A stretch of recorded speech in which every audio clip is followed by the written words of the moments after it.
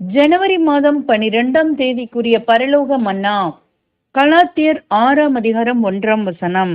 சகோதரரே, ஒருவன் யாதொரு குற்றத்தில் அகப்பட்டால் ஆவிக்குரியவர்களாகிய நீங்கள் சாந்தமுள்ள ஆவியோடே அப்படிப்பட்டவனை சீர்பொருந்த பண்ணுங்கள். நீயும் சோதிக்கப்படாத படிக்கு உன்னை குறித்து எச்சரிக்கையாயிரு.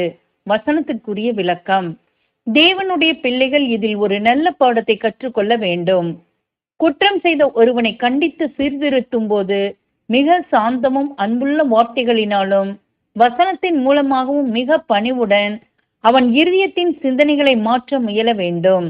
நாம் ஒருவரையும் நியாயம் தீர்க்காமல் அவர்கள் குற்றத்திற்கு தண்டனை விதிக்காமலும் தேவனிடம் ஒப்படைக்க வேண்டும்.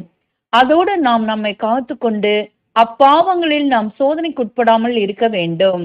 தப்பிப்போன மார்க்கத்தினின்று ஒருவனை மனந்திரும்ப செய்கிறவன் ஒரு ஆத்துமாவை மரணத்தினின்று ரட்சித்து திரளான பாவங்களை மூடுவான். ஆமேன்.